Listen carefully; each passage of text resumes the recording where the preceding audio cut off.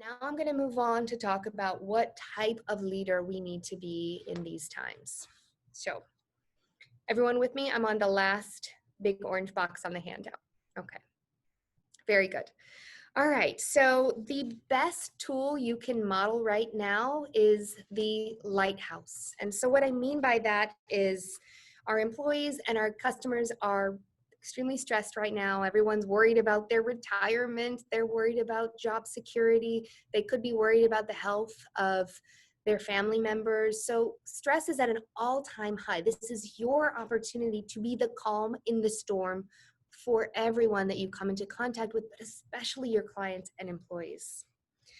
So by staying calm and focused, there's two benefits. There's the benefit that we can provide to them, but by staying calm and focused, we can also take advantage of the opportunities that others won't be able to see. They'll still be bogged down in the noise and the chaos and the stress. If we can stay calm and focused, we'll spot those opportunities. All right, the next one, so that's calm. The next is communication. Something Don alluded to in his comments over here. I love it. So communication, you cannot over communicate in a crisis. I want you to be communicating so much you're tired of hearing yourself talk. You should be annoyed at the sound of your own voice by now. I want you to think of yourself as what Patrick Lencioni would call the chief repeating officer. So whatever your cadence of communication was with your organization before, it should be 2 or 3 times as frequent. So some strategies that are really working right now for lots of businesses are especially when people are dispersed and our workforce is working from home, we don't know if they're staying focused, we're not seeing their face every day, right? So maybe start out every morning with a daily huddle. If you weren't having weekly meetings before, please be having them. If you would have quarterly updates before, switch it to monthly. You get the idea. And we want a communication plan for every stakeholder with frequency, who you're going to communicate to, and then we need to stick with it. Calendar it, please. That's the best and simplest way. Create a system. Then when you're communicating, the things that we want to focus on, the topics should be our plans to overcome current challenges. Everybody needs to know there is a plan. Well, please report on small wins right now. Even if it's tiny, even if we won the smallest client in our company's history, it's a win. Share it. Share it with your people. Share how your employees can help. They want to know. This is the time when we see who stands up and who doesn't, right? Talk about plans for the future. Recognize those who are really coming through for us right now. Recognize those employees who are living the core values you appreciate. If you have core values as a company, this is the time to be talking about them right now. If you don't, maybe this is a time to create them. Start calling out the behaviors you want to see more of in your people. Start appreciating those vendors, those partners, etc. So this is the time to reinforce core values, to share those small wins, keep everybody focused on the future. And just know that you're going to have to repeat yourself often. Think of the marketing rule of 7. People need to hear things like this 7 times before it sinks in. So we have to change our mindset from, I delivered this message twice already. If they don't get it by now, that's their fault. We have to change our mindset to, okay, I've delivered it 2 times, 5 more to go. And then keep it up. All right, next, connection.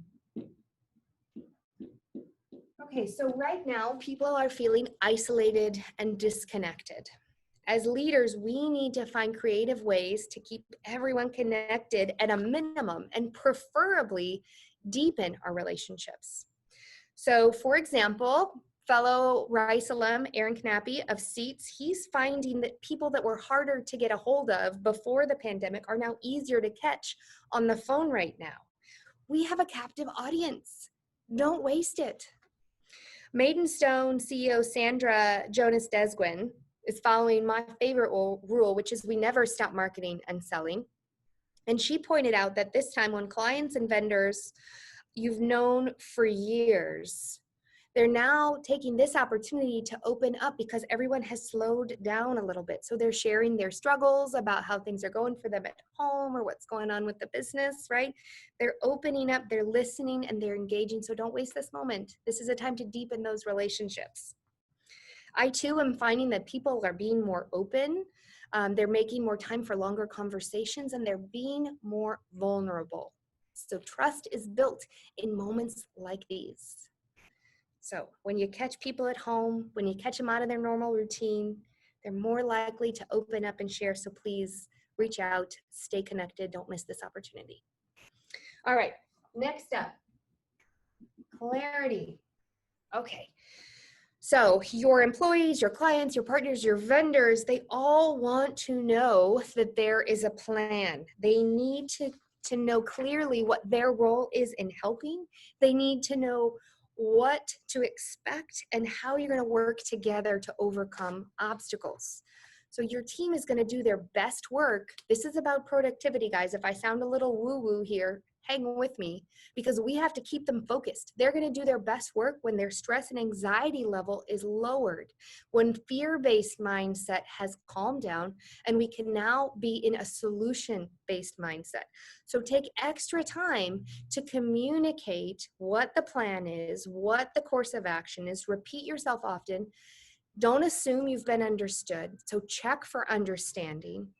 And keep it simple and easily understood. Remember, in times like this, when stress is high, people resort to their lowest level of training. So keep it simple, communicate it often, check for understanding.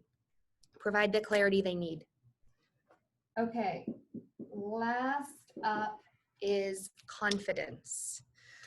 So when you talk to your customers and clients, it's important to let them know you are prepared and on top of the challenges you are facing. If you're not feeling confident, tell your spouse, tell your friends, but you need to kind of fake it till you make it right now. That's what our people need from us. So now is the time that we have to put our sort of self-doubt or concerns to the side. We have to show up in a confident manner. Now is the time to help our people minimize the needless worry, that worry that gets in the way of relentless focus on solutions. All right, so there you go. There's my 5 C's, leadership in times of crisis. Don't forget, if you've got investors, I hope you're talking to your investors all the time. You need to be talking to your employees, your clients, your partners, your vendors, your roundtable members, right? Don't forget all of those stakeholders. Make a communication plan, schedule it, calendar it. They all need to hear from you. We cannot over-communicate in times like this. All right. And then finally, I implore you that you cannot take care of everyone else if you're not taking care of yourself. So think of remember those days when we used to travel on airplanes and they would annoy us with things like, in the event of cabin depressurization, put your oxygen mask on in advance of assisting others. So put your oxygen mask on. Make sure you're sleeping, make sure you're staying active, make sure that you're taking good care of your nutrition. The better form you show up in, if you can show up in good form and the best version of yourself, that's when you'll do your best work. And quite frankly, that's what our people need from us right now.